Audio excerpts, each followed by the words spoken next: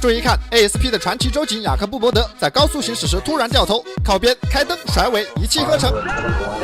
而当他掉完头才发现，他的目标居然先他一步掉头，并从高速的匝道口逆行下了高速，能够比雅各布伯德的动作还快，这老哥有点东西。警灯一开，悠哉悠哉，赶快去拿纸蹲下就开始。欢迎收看《最后的自由》，讲美国老哥最后的自由。现在阿瑟发现有一辆车正从他后方快速驶来，雷达显示这辆车的速度已经达到了160公里每小时，于是阿瑟便放慢车速，靠边等他过来。没有想到这老哥居然预判了阿瑟，提前一步在匝道口掉头，这波操作还真是上网擦屁股，给阿瑟露了一手。堂堂的雅各布伯德居然被老哥给秀了。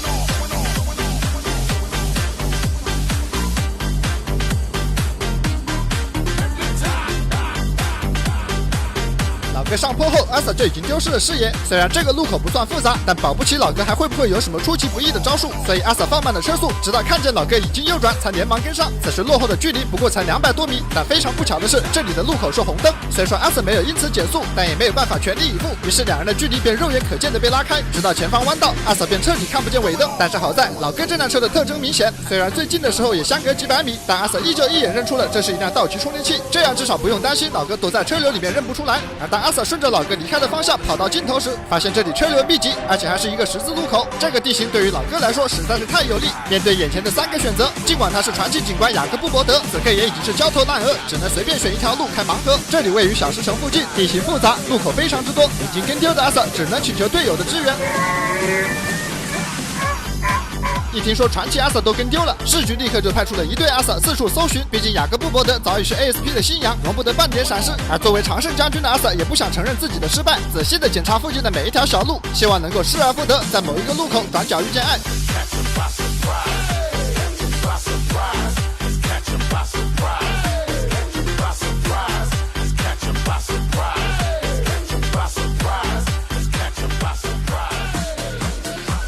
正所谓与其逼自己一把，不如放自己一马。可以看到，虽然不愿意接受，但阿瑟已经关掉了氛围灯，不得不面对这场惨败。反正这也不是雅各布伯德的首次失利。作为一名经验丰富的老阿瑟，当然是选择人生得意须尽欢，该下班时就下班。现在让我们有请第2位受害者登场。现在这位名叫谢尔登·菲普斯的阿瑟正在高速路口执勤，都在这儿蹲了一天了，也没能找到公费飙车的机会。话音未落，一辆道奇充电器便进入了镜头。他在这条只有1车道的路上强行超车，吸引了阿瑟的注意。当着阿瑟的面这么操作，无疑是种挑衅。这活不是说来就来，给他安排一个不当变道和鲁莽驾驶，浅浅的罚个几百刀，既满足了公费飙车，又有一单业绩到手。阿瑟毫不犹豫的油门焊死就跟了上去。虽然进入主干道后并没有看见老哥，但阿瑟并不慌，因为这段路的下一个出口在前方的10公里处，至少要3分多钟才能跑完。只要阿瑟油门焊死，跟上老哥绝对不是问题。很快阿瑟便将车速提到了200公里每小时，听见了氛围灯的 NPC 也是纷纷靠边给阿瑟让行。就这 buff 加成，你说面对老哥怎么输？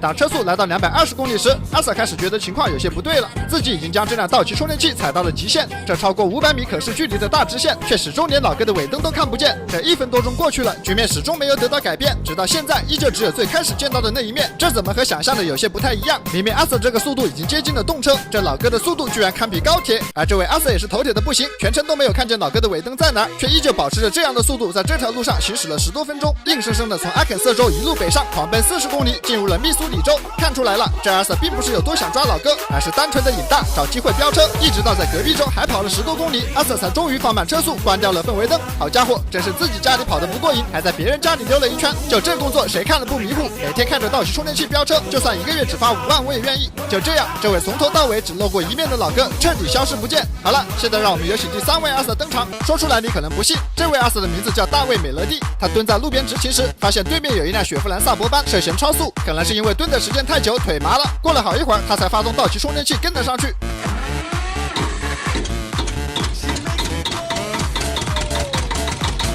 好在老哥的车速并没有快到离谱，在掉头后的1分钟里，阿瑟终于跟上了老哥。而这个位置位于阿肯色州东南部的奇科特县，往东走5公里便可以穿过密西西比河到达密西西比州，也算是一个不一样的自由之桥。不过相比较田纳西州的自由之桥，这边荒无人烟，而且路途遥远，除非是本地人，不然很少有老哥会特地往这儿走，所以这边的阿瑟也相对较少。而眼看只有不到3分钟的车程就能离开阿瑟的执法范围，所以在面对阿瑟的氛围灯时，老哥非但没有减速停车，甚至还一度变道封住阿瑟的走位，接近170公里的时速看着这个大块头，身后还有流氓沟，阿 sa 顿时就打消了贴贴的想法。虽然没有完全放弃，但是车速也已经变慢。看见这一幕，让我一度怀疑这到底是不是 ASP。看来那句1个月几个钱你玩什么命的含金量还在上升。此时的阿 sa 直接化身为加州婚车队，跟在老哥身后护送老哥上桥。在目送老哥安全离开后，他第一时间就关掉了氛围灯，没有半点不情愿的样子。好家伙，这才是妥妥的摸鱼高手，生怕老哥跑慢了一点影响他下班。能有阿 sa 这么好的心态，全靠一个好睡眠。来看看神器小鹿双面承托护颈枕，科学分区搭配升级太空记忆棉，动态贴合脖颈，睡觉随意翻身，一觉醒来精神和肩颈都得到了养护。上次推过好评不断，这次到手还是188，秒杀大几百的枕头。小鹿专设科学分区，高矮两边延长枕舌，贴合脖子撑起颈椎。我侧躺玩手机也毫无压力，白天上班遭罪，晚上就用凸点正面对准穴位，充分按摩消散疲惫。还有太空记忆棉，枕上就会回弹到头颈合适的高度，帮助分解压力。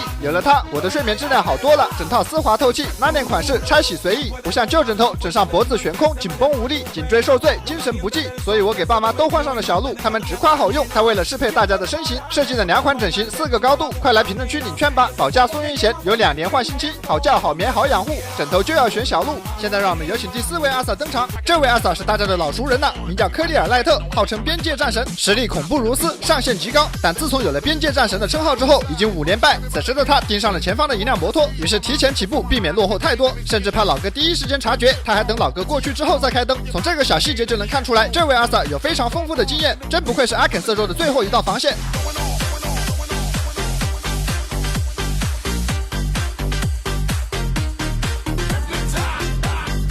这一招果然有效，在老哥没有任何防备的情况下，阿 sa 就已经来到了他的身后。此时再打开氛围灯，示意老哥靠边。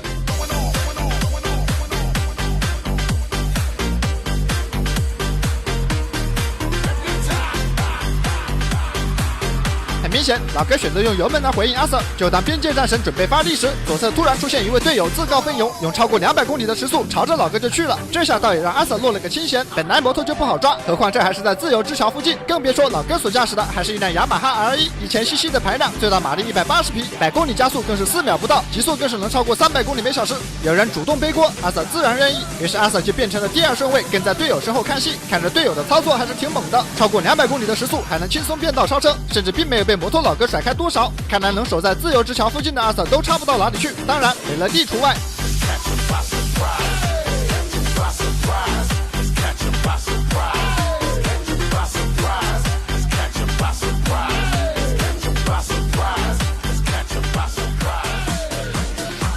虽然下高速溜达了一圈，但那也只是老哥的障眼法，毕竟自由之桥就在前方，老哥没有必要舍近求远。而当再次回到高速时，老哥的车速明显比刚才快得多。前方队友的雷达显示，老哥的车速已经达到了270公里每小时，可这对于老哥来说，刚才都只是带着阿 sa 在遛弯。